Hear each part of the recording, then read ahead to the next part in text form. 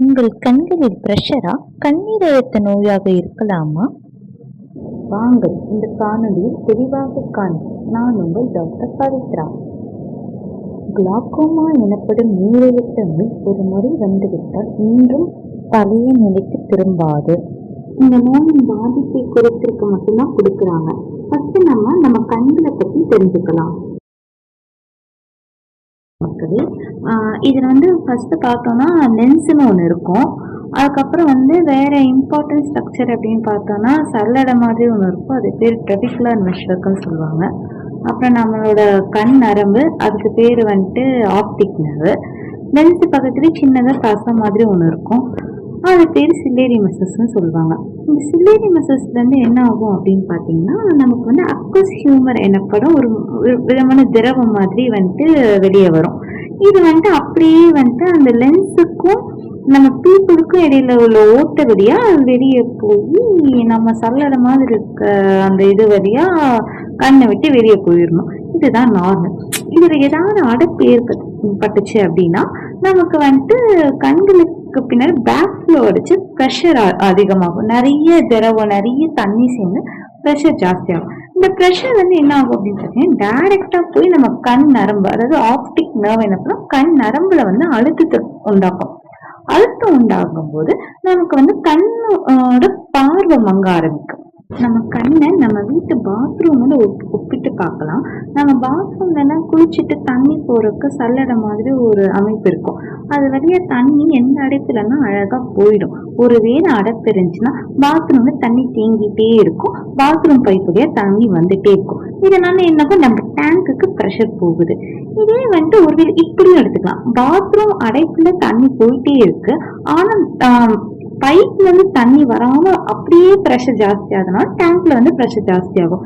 இந்த மாதிரி நம்ம கண்ணை ஒரு பாத்ரூமோட ஒரு இதுல இந்த கண்ணீர் அழுத்த நோயை நம்ம மேஜர் 2 வகையா பிரிக்கலாம். இப்ப முதல் இதுல பாத்தீங்கன்னா இப்ப இந்த சல்லடை மாதிரி இருக்க அந்த ட்ரெபிகுலர் மெஷர்ல அடைப்பு ஏற்பட்டிருக்கு அப்படின்னு பாத்தீங்கன்னா, உங்களோட ஆங்கிள் அப்படியே தான் இருக்கும்.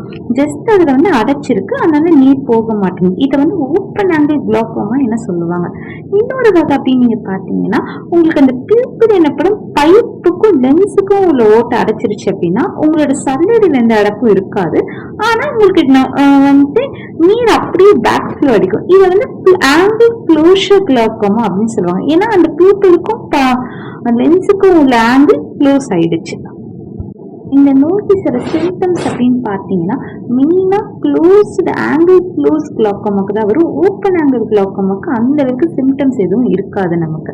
அப்படி க்ளோஸ்ட் ஆங்கிள் குளாக்கோமா நமக்கு என்ன மாதிரி சிம்டம்ஸ் வரும்னு பார்த்தீங்கன்னா, முக்கியமா வலி, கண் வலி பயங்கரமா இருக்கும். அதுக்கப்புறம் கண் ரெட்டா இருக்கிறது, கண்ணை சுற்றி தலை வலிக்கும், ஐப்ரோ புருவம் வலிக்கும், அதுக்கப்புறம் கண்கள் கொஞ்சம் டயர்டாவே இருக்கும். அப்புறம் கடைசியா பார்வை மங்கல் ஏற்படும்.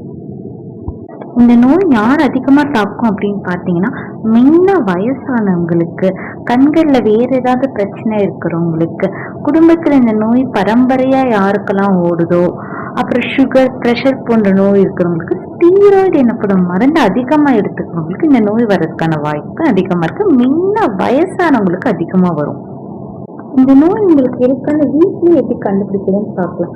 முதல்ல டிஜிட்டல் டோனோமெட்ரி அப்படின்னு ஒரு டெஸ்ட் இருக்கு. அதாவது நம்மளோட விரல்களை யூஸ் பண்ணி கண்கள் மேல தொட்டு பார்க்கும்.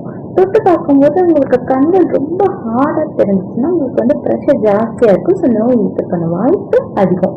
நார்மலா இருக்கவங்களுக்கு தொட்டு பார்க்கும்போது சாஃப்டா தான் இருக்கும்.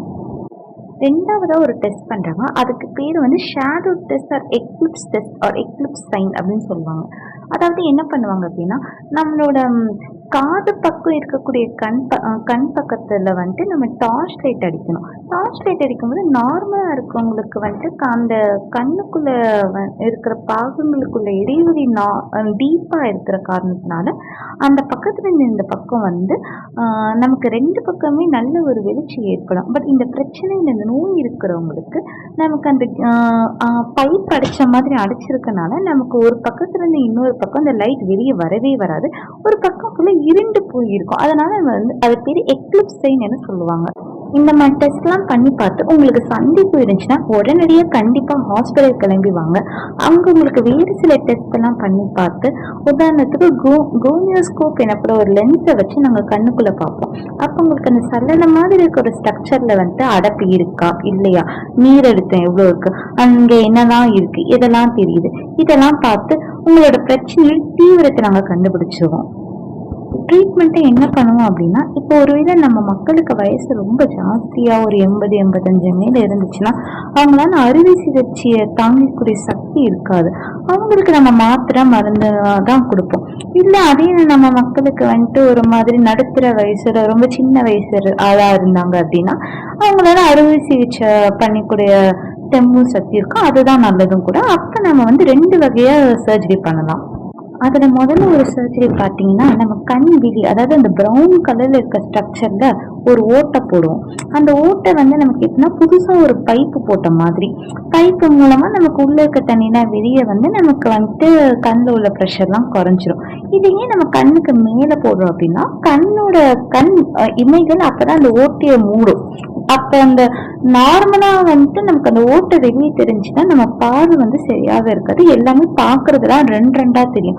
ஸோ நமக்கு நார்மலா பார்க்கும்போது அந்த ஓட்டை மூடி இருக்கணும், உள்ளுக்குள்ள அந்த ஓட்டை இருக்கணும். அப்பதான் நீரும் இருந்து வெளியே வரும், நம்ம பார்வையும் 2 தெரியாம ஒரே மாதிரி இருக்கும். இந்த சர்ஜரியை நம்ம அக்யூட் க்ளோஸ் ஆங்கிள் குளோக்கோமாக்கு பண்ணுவோம். அடுத்ததான் ஒரு சர்ஜரி இருக்கு. இது பேர் லேசர் ட்ரெபிகுலர் பிளாஸ்டின்னு சொல்லுவாங்க. அதாவது நம்ம சல்லடை மாதிரி ட்ரெபிகுலர் மெஷர்ஸ்ல வந்து நம்ம லேசரை வச்சு அடிக்க போறோம். இதை வந்து ஒரு மீன் வலை மாதிரி எடுத்துக்கோங்க. அப்ப நம்ம என்ன பண்ணோம், ஒரு இடத்துல மட்டும் ப்ரெஷர் போட்டு இழுக்கும் போது அந்த இடத்துல உள்ள நூலெல்லாம் சுருங்கி பக்கத்துல இடத்துல உள்ள நூலெல்லாம் விரிஞ்சிருக்கும். அப்போ கண்ணிலிருந்து வர தண்ணினா அந்த பெரிய ஓட்டம் மூலமா சீக்கிரமா போய் கண்ணில் உள்ள ப்ரெஷர் வந்துட்டு போயிடும். ஸோ ஆக மொத்தம் நம்மளோட கண் நரம்புல வந்து ப்ரெஷர் வந்து குறைஞ்சிருக்கு. ஸோ வந்துட்டு இந்த சர்ஜரி வந்து நம்ம இதுக்கு பண்ணுவோம்னா அக்யூட் ஓப்பன் ஆங்கிள் குளோக்கோமாக்கு பண்றோம். இந்த நோய் சில நேரங்களில் பிறந்த பச்சை குழந்தைங்களுக்கு கூட பாதிக்கும். அப்போ வந்து அதை நம்ம எப்படி கண்டுபிடிக்கலாம்னு பார்த்தீங்கன்னா, இதில் வந்து மெயினாக 3 ஃபீச்சர்ஸ் இருக்கும். ஒன்று பார்த்தோன்னா ஃபோட்டோஃபோபியான்னு சொல்லுவாங்க, அதாவது லைட் அலர்ஜி மாதிரி. இன்னொன்று வந்து லாக்ரிமேஷன் ஹை அப்படின்வாங்க, அதாவது கண்ணு ரொம்ப ஈஸியாக கலங்கி நிறைய கண் கசிஞ்சிட்டே இருக்கும். அப்புறம் வந்து பெல்குரோ ஸ்பாஸ்ம் அப்படின்னு ஒரு சொல்லுவாங்க, கண்ணு வந்து அசையாம ஸ்டே ஆன் ஆகும். குழந்தைங்களுக்கு வரக்கூடிய கண்ணீர் அழுத்தம் வந்து நம்ம சர்ஜரி மூலமாக சரி பண்ணுறது தான் நல்லது. நிறைய காய்கறி, மீன்கள், பழங்கள், கீரைலாம் சாப்பிட்டோம்னா ஓரளவுக்கு நம்ம கண்களோட பாதிப்புலேருந்து நம்ம மீறலாம். நம்ம கண்களை எப்போவுமே நல்ல சத்துள்ள உணவு சாப்பிட்டு நல்ல கண்களுக்கு எக்ஸசைஸ் கொடுத்து நல்ல ரெஸ்ட் எடுத்து தான் நல்ல சீரான கண்கள் நல்ல பார்வை கிடைக்கும். ஏண்டா பாலாஜி, காலையில நீ அங்க வர்றப்ப நல்லா தெரியுற, கிட்டக்க வர வர வர வர வர வர வர வர திடீர்னு காணா போயிடுறியே, ஏண்டா? என்னது கண்ணு அதுவும் போய்கிட்டு இருக்கா? ஆமா, அப்ப அதுக்கு என்னடா பண்றது? மீன் சாப்பிடுங்கண்ணே. மீன் சாப்பிட்டா கண்ணுக்கு நல்லது. மீன் சாப்பிடலைன்னா மீனுக்கு நல்லது.